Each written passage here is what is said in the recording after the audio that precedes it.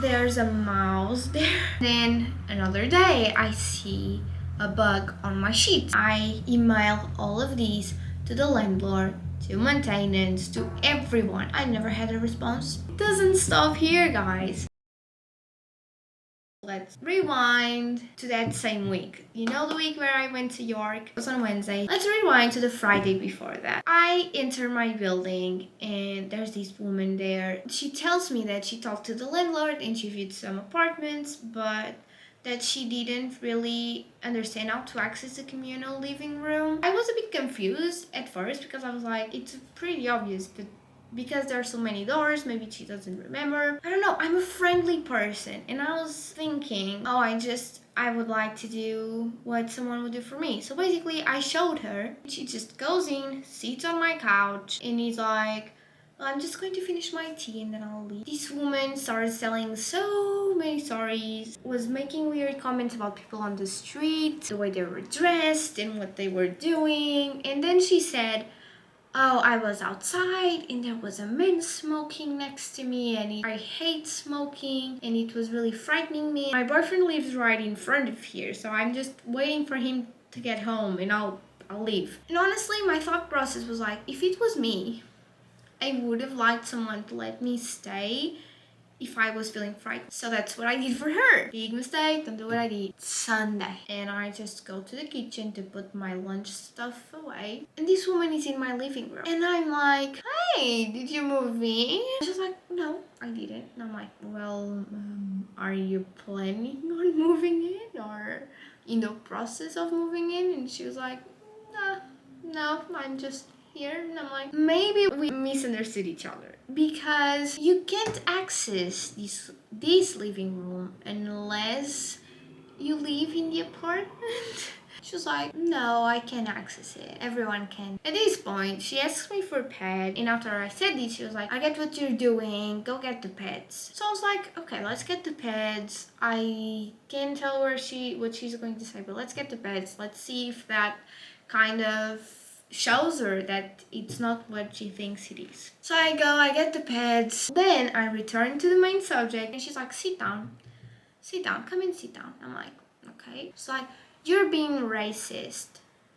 You don't like Asian people. And I'm like, slow down a little bit. Excuse me? First of all, she knew nothing about me. Second of all, I was nothing but nice to this lady until this point. So what was she talking about? So I decided to sit down with her and just let her talk, to kind of show her like, I'm not against you, I don't care, I'm just against what you're doing, which is being in my living room without living here. It's all very weird. She is making all types of conversations, not making any sense with the stories she was telling. So at this point, and my parents actually called me and my brother, and I would just went closer to the door to talk to my family, and she was like, speak in front of me, I don't like you speaking in my back. And she says, well, you look cheap, go talk to your brother in your room, I don't want to hear you talk to your brother. And I'm like, I'm sorry, you can't stay here. I've been trying to tell you these.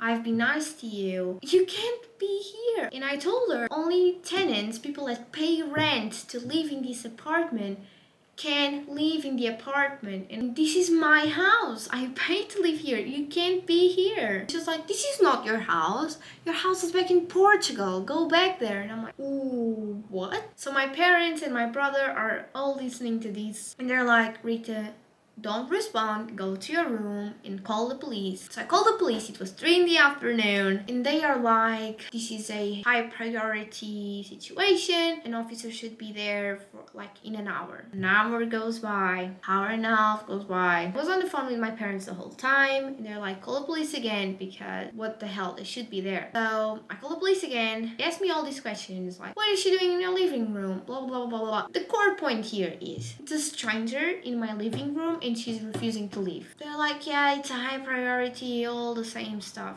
An hour, they should be there. So I hear voices in the kitchen and I hear one of my flatmates, I don't know which one, talking to this woman. It kind of seemed like an argument and she left. So she was in my kitchen for more than 2 hours. At 8, the police calls and says, how's the situation? And I'm like, how am I supposed to know? I haven't left my room.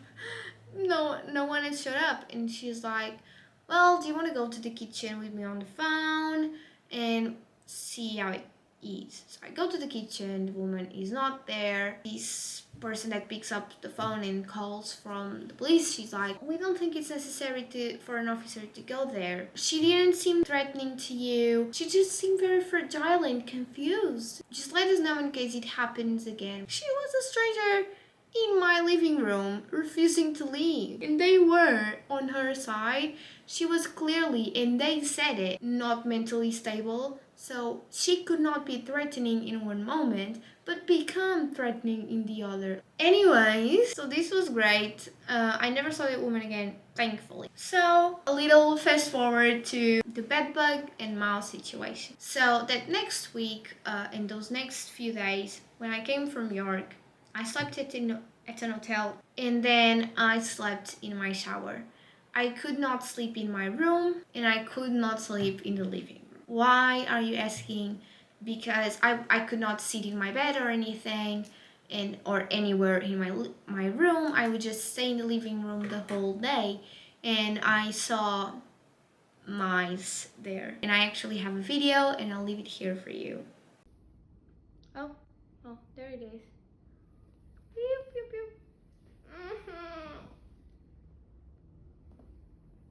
It's definitely there.